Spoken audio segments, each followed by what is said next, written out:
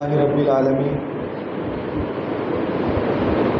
अस्सलातु वस्सलामु अला सय्यदिल मुरसलीन व आलिहि व अस्हाबिहि अजमईन अम्मा बाद अऊज़ु बिल्लाहि मिनश शैतानिर रजीम बिस्मिल्लाहिर रहमानिर रहीम। मोहतरम बुज़ुर्गों और दोस्तों, जैसा कि पिछले हफ्ते ऐलान किया जा चुका कि इस हफ्ते हमारे जो तरीक़ा हमने डिसाइड किया है कि हर महीने के आखिरी जुमे को जो दीन के अलावा दीगर उमूर हैं उसमें हमारी रहनुमाई के लिए मुख्तलिफ़ फील्ड्स के एक्सपर्ट्स को यहाँ इनवाइट किया जाए और उनसे उनकी रहनुमाई में या उनसे रहनुमाई हासिल की जाए। इसी सिलसिले में आज हमने मदऊ किया है शहर नागपुर के एक मशहूर व मारूफ शख्सियत डॉक्टर शाहिद जाफ़री साहब को। मैं एक छोटा सा तारुफ़ आपके सामने करा दूँ कि डॉक्टर शाहिद जाफ़री साहब का हॉस्पिटल है ताजाबाद। जो लोग जाते हैं या सब अक्सर लोग जाते हैं तो ताजाबाद के उमरेड रोड पर ताजाबाद का जो एंट्रेंस का गेट है उसे थोड़ा पहले आपने देखा होगा, राइट हैंड पे Jafri hospital and research centre है। वो डॉक्टर साहब का ही कायम किया हुआ है, उन्हीं का है। इसके अलावा आप डॉक्टर होने के बावजूद दूसरे जो मामलात हैं समाज से जुड़े हुए, चाहे वो सोशल कोई मामला हो, चाहे तालीमी मैदान में कुछ काम करना हो या सियासी मैदान में काम करना हो, हर जगह आप एक्टिव हैं, फ़आल हैं। और वैसे आपका जो स्पेशलाइजेशन है वो पीडियाट्रिक्स में आप एमडी हैं और पिछले तकरीबन 40 साल से प्रैक्टिस कर रहे हैं और उस इलाके में सभी लोग डॉक्टर साहब को बहुत अच्छी तरह जानते हैं। मैं एक बात और क्लियर कर दूं, मुझे इमाम साहब ने कहा कि जाफ़री नाम सुन के बहुत से लोग ये समझते हैं कि भाई कोई शिया होंगे, तो डॉक्टर साहब शिया नहीं है, सुन्नी है। हज़रत इमाम जाफ़र से जिसका सिलसिला जो जुड़ता है वो लोग अपने आप को जाफ़री लिखते हैं, उसमें शिया भी होते हैं, सुन्नी भी होते हैं। तो डॉक्टर साहब ना सिर्फ सुन्नी हैं बल्कि मेरे रिश्तेदार भी हैं, मुझे इस बात पर फ़ख्र है, तो मेरे रिश्तेदारी में भी आते हैं। तो ऐसा कोई गलतफ़हमी ना किसी को, इसलिए मैं क्लियर कर दे रहा हूँ इस बात को। और ये जो महीना चल रहा है बारिश का मौसम, इसमें हमने देखा है कि अक्सर लोग बीमारियां बहुत बढ़ जाती हैं। तो हम चाहते हैं कि डॉक्टर साहब इस महीने में कौन सी बीमारियां आम होती हैं, कौन से एहतियाती तदाबीर हैं, वो सब हमको क्या एहतियाती तदाबीर करनी चाहिए, इस सिलसिले में हमारी रहनुमाई फरमाएँगे। वक्त हो चुका है, 1:05 से तकरीर शुरू होगी और 1:35 तक होगी। 1:35 से 1:40 हम 5 मिनट जो कुछ हमारे जहन में सवाल हों हम उनसे क्लैरिफाई कर सकते हैं, पूछ सकते हैं। मैं नहायत अदब व एहतराम से जनाब डॉक्टर शाहिद जाफ़री साहब से दरख्वास्त करता हूं कि वो यहाँ तशरीफ़ लाएँ और हम सब की रहनुमाई फरमाएँ।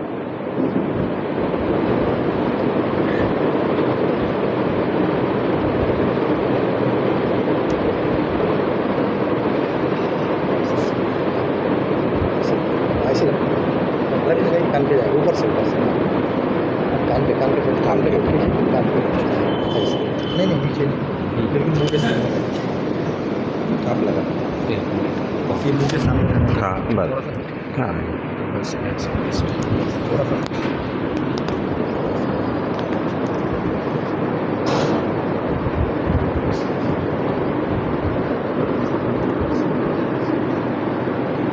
आप सबको अस्सलाम वालेकुम।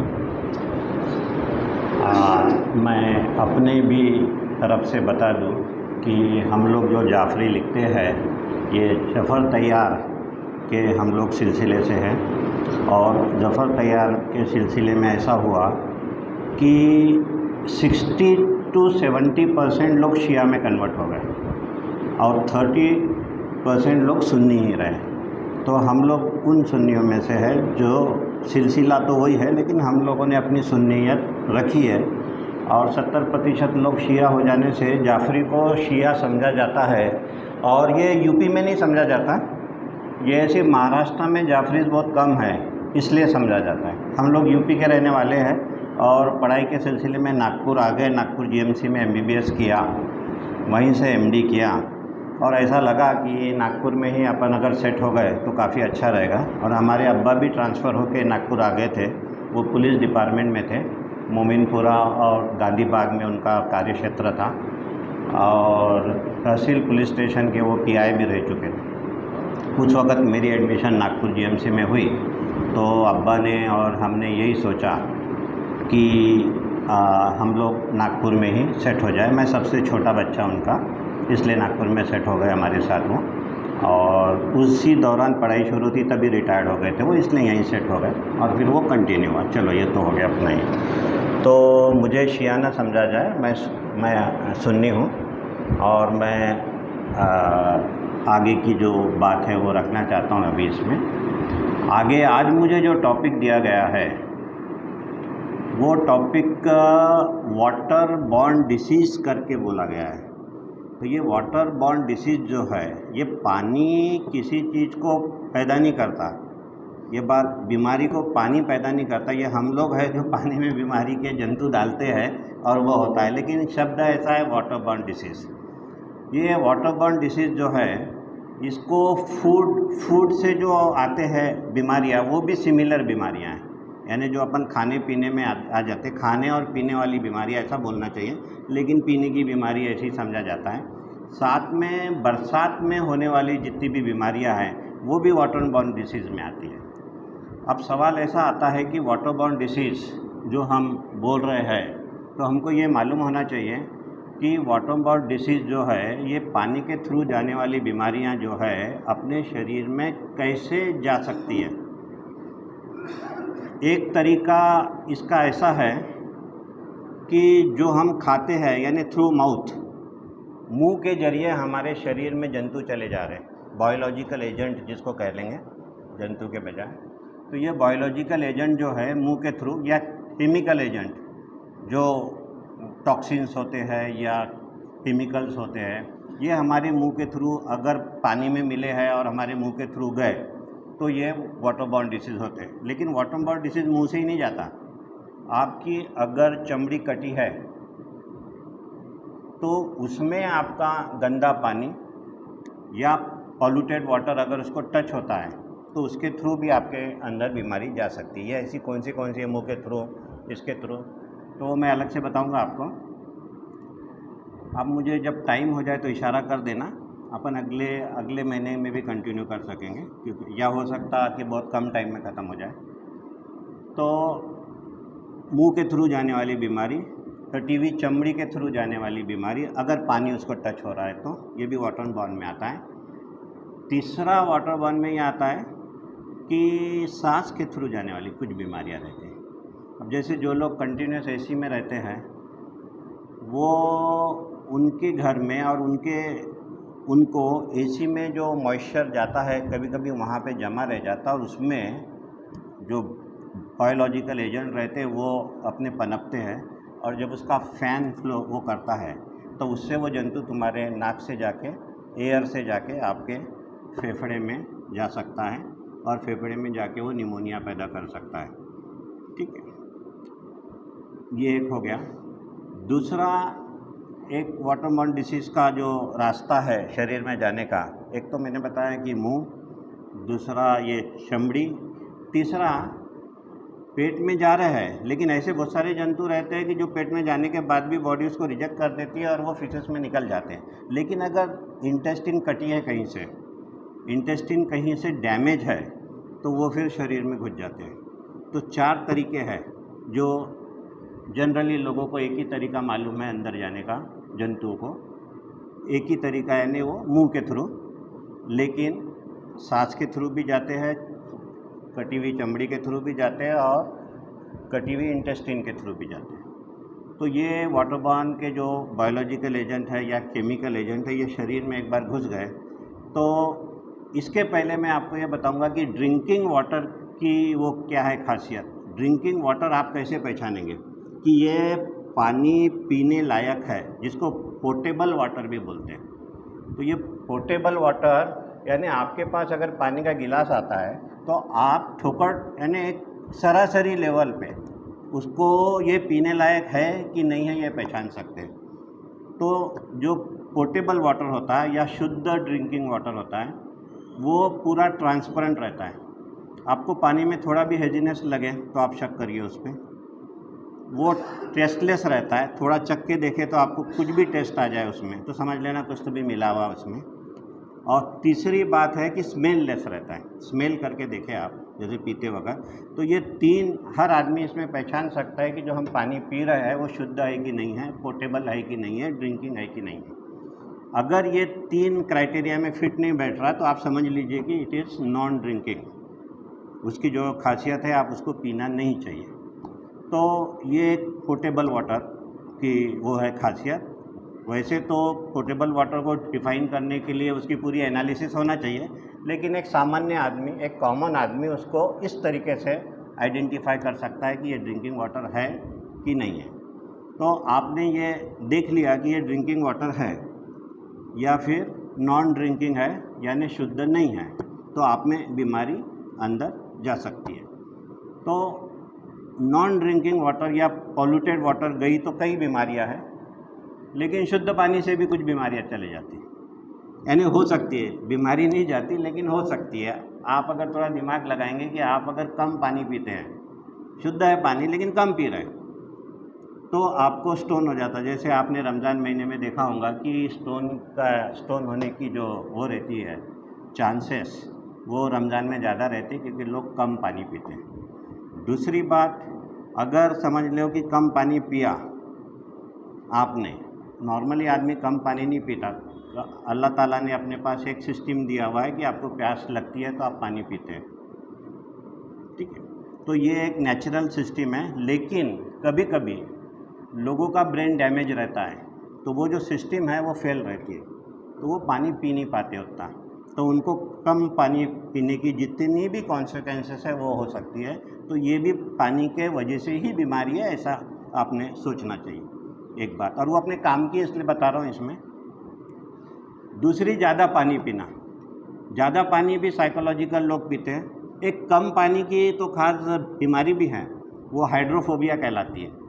हाइड्रोफोबिया आप लोग जानेंगे कि जब रेबीज़ होता है तो आपको हाइड्रोफोबिया हो जाता है। हाइड्रोफोबिया मतलब पानी से डर महसूस होना, और पानी से जब डर महसूस होता है तो उस बीमारी में आप कम पानी पीते हैं। तो कम पानी पीने की जो कॉन्सिक्वेंसेस हैं वो भी उसी से हो रहे हैं। और दूसरा, ज़्यादा पानी, वो भी इसलिए है कि ज़्यादा पानी कब पीता है आदमी, जब वो साइकोलॉजिकली डिस्टर्ब है, या फिर ज़्यादा पानी शरीर में सलाइन के थ्रू इंट्रोड्यूस हो गया। तो इस तरीके से अगर पानी ज़्यादा शरीर में चला जाता है तो वो बहुत ज़्यादा डेंजरस है। इतना डेंजरस है कि आपकी अगर सिस्टम फेल है, आप ज़्यादा पानी पी ले रहे हैं, या कोई ऐसा रहता कि जवान बच्चे कंपटीशन करते कि तू कितना रसगुल्ला खा रहा, तू कितना आम खा रहा, तो वैसे कितना पानी पी रहा। तो ये ज़्यादा पानी पीने में शुरुआत में थोड़े कम प्रॉब्लम आते, लेकिन बहुत ज़्यादा पी लिया या बहुत ज़्यादा सलाइन लग गई तो वाटर इंटॉक्सिकेशन हो सकता है। तो ये शुद्ध पानी है, सब शुद्ध है, लेकिन कम या ज़्यादा, इसका ये प्रॉब्लम आ गया।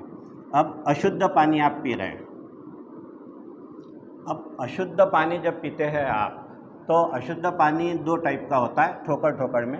एक पानी ऐसा रहता है कि जिसमें बायोलॉजिकल एजेंट है, बायोलॉजिकल एजेंट जिसको हम बोलेंगे जंतु,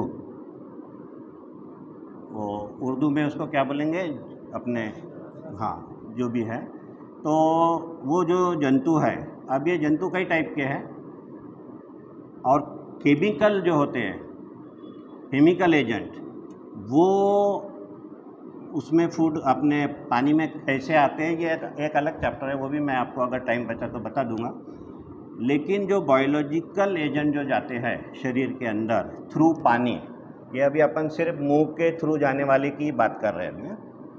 तो बायोलॉजिकल एजेंट इस टाइप के रहते हैं कि अगर बायोलॉजिकल एजेंट थोड़ा सा साइज उसका बड़ा है तो वो सिर्फ पेट में रहता है, और वो पेट की जो इंटेस्टाइन है उसको पियर्स नहीं कर पाता, उसमें इतनी सिस्टम नहीं रहती कि वो उसको पियर्स कर पाए। ऐसे जंतु रहते, थोड़े साइज़ बड़ा रहता उनका, और वो जो अपनी इंटेस्टिन का जो म्यूकोसा रहता है या अंदर की जो सतह रहती है उसको पियर्स नहीं कर पाया तो वो इंटेस्टिन के अंदर ही रहते हैं। तो इनको बोलते हैं पैरासाइट। और ये पैरासाइट वर्म जैसे राउंड वर्म, हुक वर्म है ना, संडास में गिरते हैं बच्चों के, देखा होगा आपने। तो ये जब पेट में जाते हैं अशुद्ध पानी के थ्रू, वो अपने इंटेस्टिन की जो सतह है, अतड़ियों की जो सतह है, उसको पियर्स नहीं करने के वजह से वो अंदर ही रहते हैं और उससे फिर राउंड वर्म, हुक वर्म बनते हैं। और ये राउंड वर्म, हुक वर्म अगर रहते हैं अपने शरीर में तो वो क्या इफ़ेक्ट करेंगे? वो आपका खून पी जाते हैं, एक बात। दूसरी बात, वो जो आप खाने में विटामिन खा रहे हैं वो यूटिलाइज कर लेते हैं। तो ऐसे बहुत बच्चे आते हैं हमारे पास या बहुत अडल्ट आते हैं कि सर मैं इतना खाना खाता हूँ, सब करता हूँ, मेरे जान को लगता ही नहीं। तो उसमें हल्का सा पेट दर्द होना, और वो जंतु जो रहते हैं वो अगर आपके, या वर्म्स बोलते हैं उसको, जंतु नहीं बोलेंगे, वर्म्स जो रहते हैं वो आपका खाना खा ले रहे, विटामिन खा ले रहे और थोड़ा सा खून भी पी ले रहे। तो उसमें क्या फ़र्क पड़ेगा आपके बॉडी को? आपके बॉडी को ये फ़र्क पड़ेगा कि आपको खून की कमी हो जाएगी, आपको विटामिन की कमी हो जाएगी, आपका वेट नहीं बढ़ेगा। और उसका ये क्या रहता है कि पैचेस अपने उसमें डेफिकेशन में पहले जाते हैं और नए बनते जाते हैं। ऐसा नहीं उनकी भी साइज़ फुल हो गई, मैच्योर हो गया कि वो संडास से निकल जाते हैं, वो अपना खा पी के पूरा निकल जाते हैं। तो इस तरीके से ये जो ऐसा बायोलॉजिकल एजेंट जिसका साइज़ बड़ा है और जो आपकी अतड़ियों के सतह को पियर्स नहीं कर पा रहा, ये पहला बायोलॉजिकल एजेंट है जिसमें वर्म्स बनते हैं। और वो अपने लिए बहुत ज़्यादा घातक है क्योंकि उससे बहुत ज़्यादा तकलीफ़ होती नहीं, सिर्फ खून कम होता, विटामिन खा जाते हैं, विटामिन की कमी होती है और आपका वज़न नहीं बढ़ रहा, बहुत सारे प्रॉब्लम खड़े हो जाते हैं। ये हो गया एक अपने अशुद्ध पानी से जाने वाला बायोलॉजिकल एजेंट। दूसरा बायोलॉजिकल एजेंट ऐसा है कि जो पेट में जब जाता है तो वो जो एक सतह है आखिरी वाली या पहली वाली बोलेंगे इंटेस्टिन में, इधर से सोचा जाए तो आखिरी वाली और स्टार्टिंग में सोचा जाए तो पहली वाली, अंदर से सोचा जाए तो पहली वाली सतह, तो इसको पियर्स कर लेता है। और वो पियर्स करने के बाद वो उत्ते में ही रहता है और अपने को वो देता है, बीमारी देता है। तो जब इंटेस्टिन में जो बीमारी आएंगी वो उल्टी संडास के रूप में मैनिफेस्ट होगी। तो वो ऐसा एक वायरस है जो ऐसा करता है जिसको रोटा वायरस बोलते हैं। रोटा वायरस आपने सुना होगा, रोटा वायरस। तो ये रोटा वायरस जो इंटेस्टिन की पहली सतह में रह के ही आपको वो सतह का जो वो है स्वेलिंग कर देगा। स्वेलिंग करने के वजह से आप जो खाना खा रहे हैं वो पचेगा नहीं, वो संडास से निकल जाएगा। ऐसे बहुत बच्चे आते हैं जिसका रोटा वायरस का आपको वैक्सीन भी मिलता है। तो ये एक रोटा वायरस बहुत ख़तरनाक है, इसलिए इसको पहले लिया मैंने।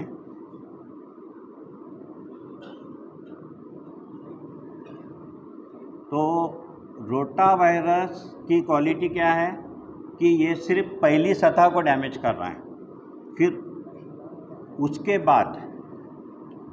उसके बाद ऐसा बायोलॉजिकल एजेंट है कि जो क्या है पहली सतह को भी क्रॉस करे और उसके अंदर की सतह को भी क्रॉस कर जाए, तो वो है टाइफाइड का। और उसके बाद कुछ दिन वहाँ रहने के बाद वो फिर शरीर के अंदर ब्लड में चला जाए। तो इस तरीके के जो वायरस रहते हैं जिसमें टाइफाइड पहला आता है। तो टाइफाइड जब होता है तो शुरू में क्या होता है कि आपकी जो अंदर की इंटेस्टिन की सतह है वो उसमें स्वेलिंग आती थी, तो आपको हल्का हल्का पेट दर्द हो रहा, खाने में जी नहीं लग रहा। लेकिन उसके बाद जब वो अंदर की सतह पे जाता है तो आपको 1-2 लूज मोशन हो जाना ये शुरू होता है। उसके बाद जब वो ब्लड में जाता है तो एक्चुअल टाइफाइड का फीवर आ जाता है। ब्लड में जाने के बाद वो लीवर और किडनी और यहाँ तक पूरे ब्लड में, पूरे ऑर्गन में जब पहुँच जाता है तो उस वक्त आपको फीवर आना शुरू होता है। और ये ऐसा वायरस है जो बगैर ट्रीटमेंट किए एक बार शरीर में अंदर घुस गया तो ट्रीटमेंट ज़रूरी है। जब तक का वो पहली सतह में है ना तो वो ऑटोमेटिक भी ठीक हो सकता है, लेकिन अगर अंदर ब्लड में चला गया तो उसका ट्रीटमेंट ज़रूरी रहता है। या फिर वो अंदर की सतह में नहीं जाए, सुपरफिशियल सतह में ही रहे, और सुपरफिशियल सतह में रहने के वजह से उसको हम लोग वैक्सीन से प्रिवेंट कर सकते हैं। इसलिए टाइफाइड की वैक्सीन आई है। और बहुत सालों से है, वो अभी नहीं आई है, बहुत सालों से।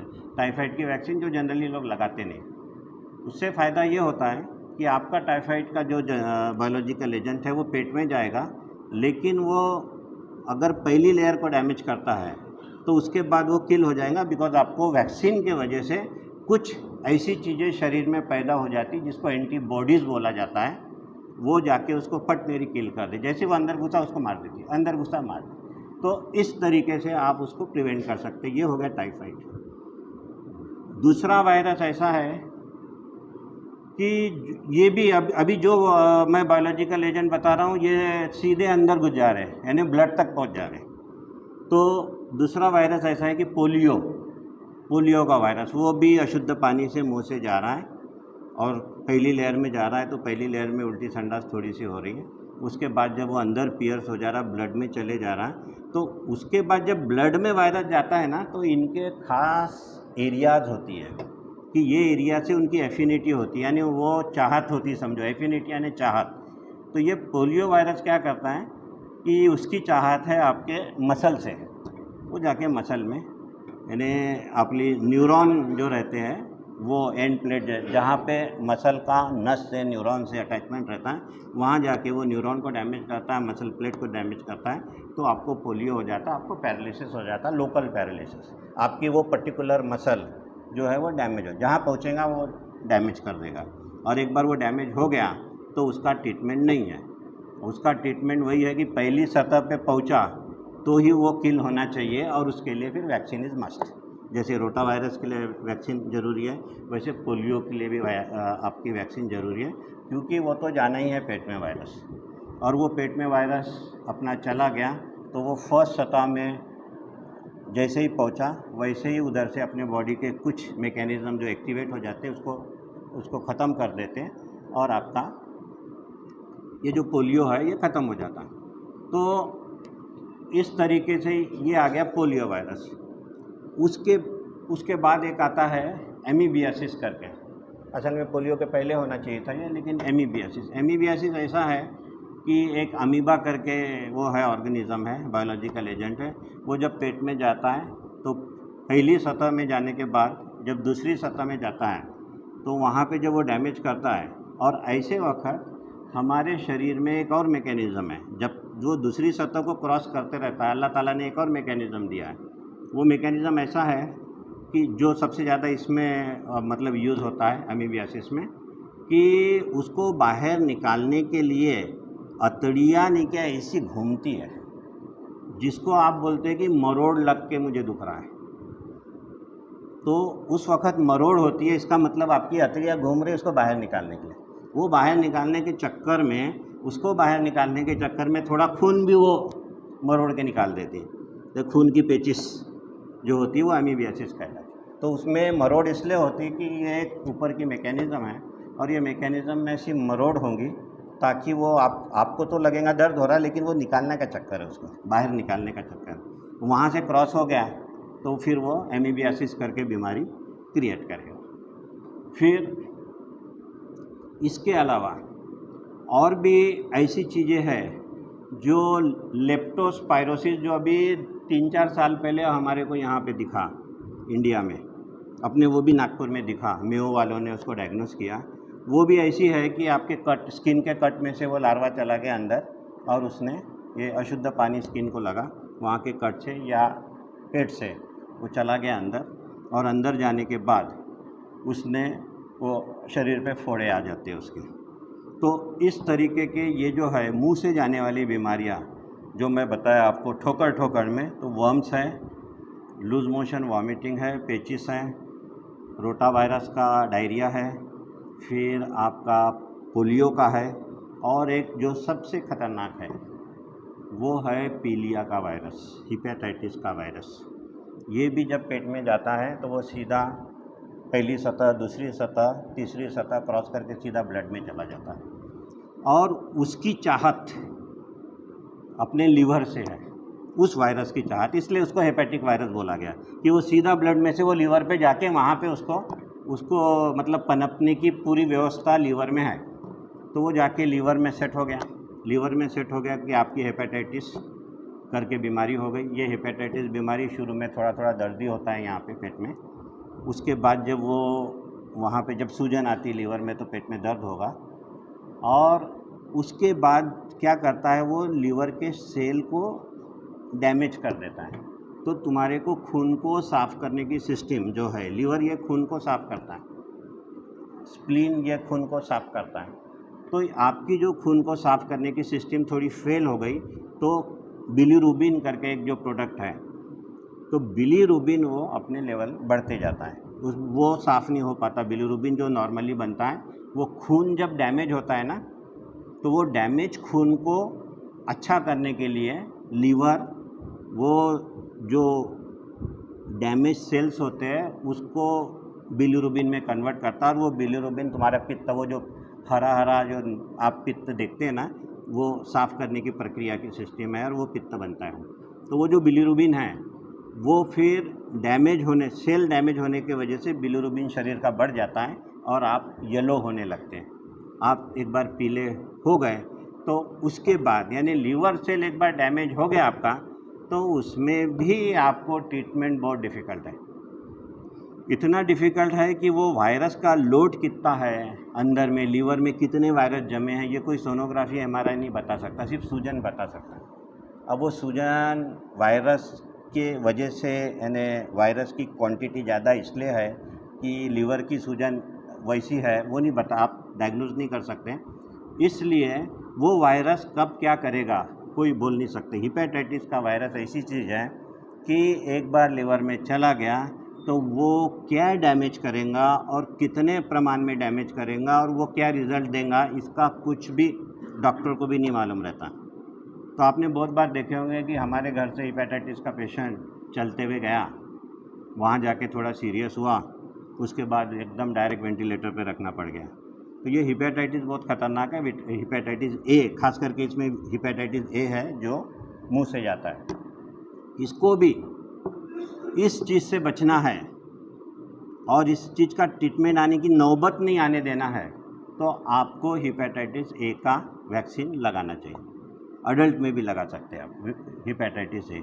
ये वाटरबॉर्न डिसीज़ का सबसे खतरनाक वो है, अपना एजेंट है या बायोलॉजिकल एजेंट है कि जो वाटर के थ्रू, पेट के थ्रू आपके शरीर में जा रहा है।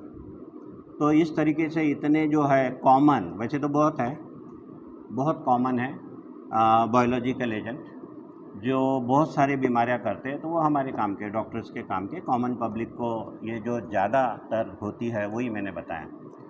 सेकंड पार्ट इसका ये है कि जो केमिकल एजेंट आपके मुंह से जा रहे हैं, केमिकल एजेंट जब आपके मुंह से जाते हैं तो वो क्या करते हैं। एक केमिकल एजेंट ऐसा है नाइट्रेट करके, वो जब आपके ब्लड मुंह से जाता है वो इंटेस्टाइन में एब्जॉर्ब हो जाता है, ब्लड में घूमने लगता है, वो आपकी आरबीसी में जाके, आरबीसी यानी रेड ब्लड सेल, यानी खून की जो महत्वपूर्ण चीज़ है, आरबीसी जो कहलाती है, यानी पेशियाँ, खून की पेशियाँ, ये खून की महत्वपूर्ण चीज़ है, उसमें जाके जमा हो जाता, उसमें एनीमिया हो जाता, वो नॉर्मल काम नहीं कर सकता, उसको मिथ हीमोग्लोबिनिया बोलते हैं। तो इस तरीके की ये बीमारी जो आप लोग नहीं समझ सकते, लेकिन वो बीमारी बहुत बच्चों को होती है जिनके इसमें वो नाइट्रेट का प्रमाण ज़्यादा चला जाए। नाइट्रेट का प्रमाण जाने के जो कारण है वो देखोगे आप तो बोलोगे अरे यार ये तो अपने को जा सकता है, किसी को भी जा सकता है, लेकिन खास करके बच्चों में ये होता है और वो नाइट्रेट का प्रमाण रहा तो खून बढ़ता नहीं है, एनीमिया हो जाता है उसको। तो ये केमिकल एजेंट जब आपके मुंह से जा रहा है, ये नाइट्रेट एक है। दूसरा केमिकल एजेंट जो कॉमनली जाता है वो फ्लोराइड है, फ्लोराइड। तो फ्लोराइड अपने एरिया में तो नहीं है, लेकिन बहुत सारे एरिया में ऐसा है कि उनके पीने के पानी में फ्लोराइड करके एक एजेंट है, केमिकल एजेंट, वो ज़्यादा रहता है। तो वो जब जाता है पेट में, वो जब एब्जॉर्ब होता है तो उसके पहले वो दांतों को लगता है और दांतों के एनिमल को डैमेज करता है। तो बहुत सारे बच्चे जिनके दांत खराब रहते हैं तो उनको फ्लोरोसिस करके बीमारी रहती है, ये भी पीने यानी मतलब थ्रू वाटर ही गई हुई है अंदर। तो ये मिथ हीमोग्लोबिनेमिया बोलो या ये बोलो तुम्हारी फ्लोरोसिस, ये अपने एरिया में थोड़ी कम दिखती है, लेकिन बिहार यूपी में बहुत ज़्यादा दिखती है। मेरे ख्याल से मध्य प्रदेश में भी है ये बीमारी। तीसरी बीमारी जो इसमें होती है यानी केमिकल एजेंट जो आपके मुंह से जा रहा है पेट के अंदर, वो है अपना बहुत ख़तरनाक केमिकल एजेंट जितने भी है उसकी लिस्ट है। वो लिस्ट से आपको लेना देना नहीं, लेकिन उससे आपको कैंसर हो सकता है। तो ये भी वाटरबॉर्न डिसीज़ में ही लेना चाहिए क्योंकि मुंह से जा रहा है वो एजेंट। खास करके अगर आप प्लास्टिक के कंटेनर में बहुत दिन से रखा हुआ पानी अगर पी रहे हैं तो उसमें वो प्लास्टिक से पानी का थोड़ा बहुत रिएक्शन होकर उसमें से टॉक्सिन्स जो जाते हैं प्लास्टिक के, वो कैंसर पैदा कर सकते हैं। इसलिए ये बोला जाता है कि जब आप ये बॉटल्ड पानी, अभी धीरे धीरे कम हो जाएगा ये, अभी धीरे धीरे प्लास्टिक कंटेनर में रखा हुआ जो चीज़ें हैं वो डेफिनेटली कम करना ही पड़ेगा क्योंकि 6 महीने पहले बनता है पानी उसमें बॉटल में। अब जैसे बहुत अच्छी ब्रांड है, बिस्लेरी है, ये है वो है, तो ये क्या करते हैं इन्होंने, ये इसकी एक्सपायरी डेट रहती है 1 महीने के अंदर उसको यूज़ कर लेना चाहिए, 1-1.5 महीने के अंदर। लेकिन क्या होता है कि ये मैन्युफैक्चर करके रखते हैं और जब डिस्पैच होता है तब उस पर वो लगाते हैं मैन्युफैक्चरिंग डेट और एक्सपायरी डेट, जिस दिन वो बिकता है माल, लेकिन बनता है 6 महीने 1 साल पहले से, क्योंकि इतने जल्दी फास्ट बना नहीं सकते हो। तो उसमें जब वो केमिकल एक्शन होती है तो उसलिए उसमें से जो टॉक्सिन निकलता है उससे कैंसर होता है, ये अभी प्रूव होते आ गया है। लेकिन इतना बड़ा बिजनेस है और जब तक गवर्नमेंट नहीं बोलेंगी, डॉक्टरों की कोई सुनता नहीं। आपने देखा होगा कोरोना में भी किसी ने सुना नहीं डॉक्टरों को, जो भी हुआ वो सब नॉन डॉक्टर लोगों ने उसमें किया, डॉक्टर ने सिर्फ अस्पताल के अंदर काम किया। तो ये जो है बॉटल्ड वाटर, ये इतना घातक है कि इसको जनरली अगर जिस दिन पैक हुआ पानी, शुद्ध पानी जिस दिन पैक होता उसके 1-1.5 महीने में पी लिया तो ठीक है, नहीं तो वो अगर लंबे समय से रखा हुआ है, जो कि फॉल्ट किसका है, फैक्ट्री का है, कि जिस दिन उसको ऑर्डर आया उस दिन उसने मैन्युफैक्चरिंग की डेट डाला और एक्सपायरी की आपने दिया का एक्सपायरी। अरे यार बढ़िया है, अभी तो यार कल ही बना हुआ पानी है, लेकिन कल ही बना हुआ पानी आएगा कैसे इतनी जल्दी तुम्हारे पास। तो वो पीते हैं लोग और कंटिन्यूस पीने के वजह से ये बहुत बड़ा प्रॉब्लम खड़ा हो रहा है जो पेट का कैंसर कहलाता है। तो इस तरीके से ये मेजर जो है प्रॉब्लम्स, यानी बायोलॉजिकल एजेंट के मैंने प्रॉब्लम बताया जो मुंह से जा रहे हैं, और केमिकल एजेंट के प्रॉब्लम बताया जो मुंह से जा रहे हैं। कुछ बीमारियां ऐसी होती है कि जैसे अपने को जब हम छोटे थे ना तो सब दादा दादी बोलते थे अरे पहली बरसात होने वाली, मस्त नहाओ। ये एक अपने यहाँ का डिक्टम था कि पहली बरसात में नहाना चाहिए, बीमारियाँ चली जाती हैं। लेकिन ये उल्टा है। पहली बरसात में क्या होता है कि एनवायरनमेंट में जितने भी पॉल्यूटेंट रहते हैं वो डिज़ोल्व होके उस पानी, गिरते हुए पानी में डिज़ोल्व हो जाते हैं, जो एसिडिक कैरेक्टर के रहते हैं, इसलिए एसिड रेन भी कहलाता है कभी कभी वो। तो ये इतना ज़्यादा पॉल्यूशन जिस एरिया में है वहाँ पे ऐसा लगता है कि एसिड का रेन हो रहा है। अपने एरिया में तो पॉल्यूशन कम है, तो वो जब पानी गिरता है उसमें जब वो टॉक्सिन और केमिकल एजेंट डिज़ोल्व होते हैं और आपके शरीर पे गिरते हैं तो वो आपको रिएक्शन देते हैं, दाने दाने देते हैं, बरसात के दाने वगैरह जो लोग बोलते हैं ना वो है। तो पहली बरसात में जनरली नहाना नहीं चाहिए। दूसरी तीसरी बरसात में यू शुड एंजॉय द बरसात आल्सो, क्योंकि बरसात एंजॉय करना भी एक साइकोलॉजिकली आपको सेटिस्फैक्शन देता है। तो अपने टेरिस पे कृपा करके पहली बरसात पे ना जाए, दूसरे तीसरे बरसात पे जाए भी, जिनको बरसात में नहाने का शौक़ हो। और मुझे नहीं मालूम कि क्या आपको मालूम है कि डिक्टम की पहली बरसात में नहाना चाहिए। हम जब छोटे थे तब हमको बोला जाता था, अभी नहीं मालूम क्या है। तो इसलिए बरसात की वजह से भी ये एक प्रॉब्लम आता है, इसलिए आप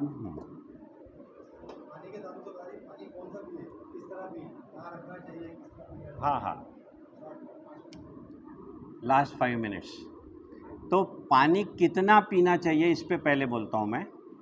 तो पानी ऐसा है कि मैंने आपको पहले ही बताया कि बहुत ज़्यादा लोग सिर्फ अल्लाह ताला ने जो सिस्टम दिया है कि जैसे ही प्यास लगे वैसे ही पानी पियो, ये होना चाहिए।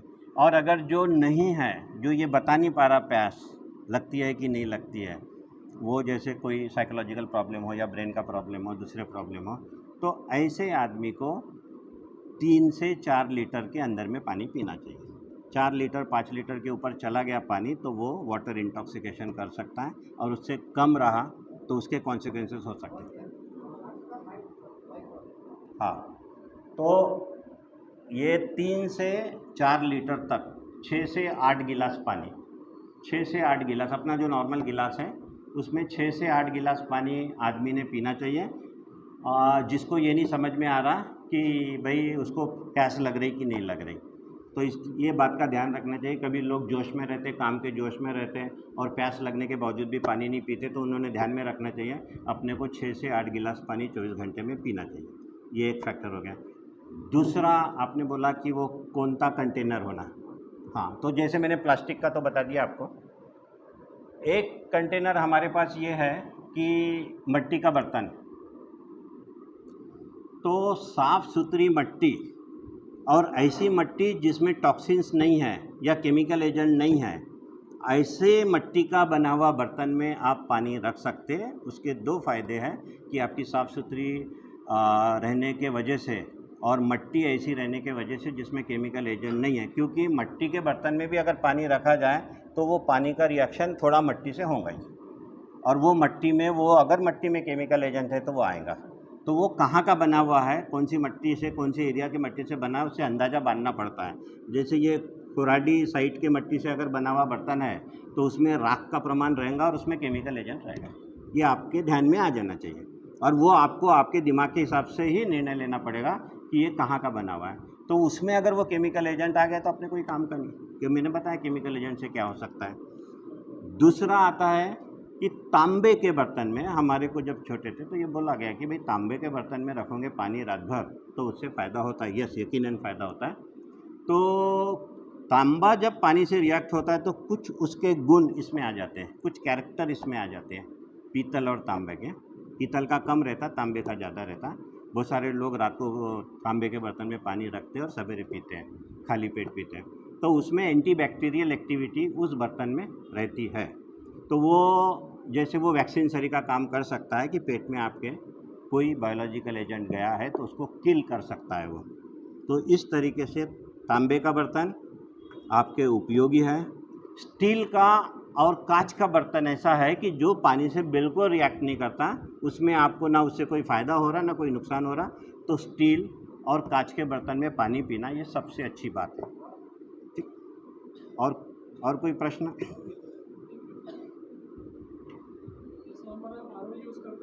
हाँ हाँ हाँ हाँ हाँ आपने बताया था कि हम उसको देखेंगे विजुअली क्लीन है, स्मेल नहीं है तो ओके है। लेकिन अब जैसे हम आरओ का पानी निकालेंगे गिलास में तो क्लीन दिखेगा, लेकिन उसका जो मिनरल लगता है वो आर्टिफिशियल लगता है। हाँ, तो यहाँ पे वो कंसर्न करना सही है। जो चीज़ स्मेल देती है और जो चीज़ आपको पानी का ट्रांसपेरेंसी का कैरेक्टर को डिस्टर्ब करती है, समझे आप, तो वो चीज़ आपको घातक है। आरओ में प्रॉब्लम क्या आ रहा है? आरओ का, आरओ वैसे ठीक है, ठीक बोल रहा हूँ मैं, बेस्ट नहीं बोल रहा हूँ मैं। बेस्ट क्या है? हर पानी को उबाल के पीना, ये बेस्ट है, ये भी बता दूँ आपको। उबला हुआ पानी इज़ 99.99% सेफ़ है। आरओ का भी पानी उतना सेफ़ नहीं है, ये ध्यान रखिए आप। आरओ में बहुत सारे हैं कि उसकी सर्विसिंग नहीं हुई, उसका जो मैन्युफैक्चरिंग कुछ फॉल्ट है। कॉमन आदमी को तो समझ में नहीं आएगा ना, मशीन से पानी बटन चालू किया, नल का वो चालू किया, बट पानी आ रहा है। तो इस तरीके से उसमें आरओ भी पूरा सेफ़ नहीं है, ये बात ध्यान रखिए आप। सबसे सेफ़ है कि आपने उबला हुआ पानी पीना चाहिए। हाँ, पानी एक मटके का बता दूँ, जितना मटके में ठंडा होता है पानी उतना ही ठंडा पानी पीना चाहिए। चिल्ड वाटर जो पीते हैं उनको हार्ट अटैक आने की शक्यता रहती है, ये बहुत महत्वपूर्ण बात है। हाँ जी, हाँ, शुद्ध पानी से धो सकते हैं ना आप चोट लगने के बाद, शुद्ध पानी से। अशुद्ध पानी से धोएंगे तो उसमें जीरासिन चले जाएंगे, और वो धोने के बाद आपको उसमें वो लगाना पड़ेगा, एक एंटीबायोटिक। ठीक, और कोई नहीं ना? देखिए अभी ये 50% ही हुआ है बहुत प्रश्न है इसमें।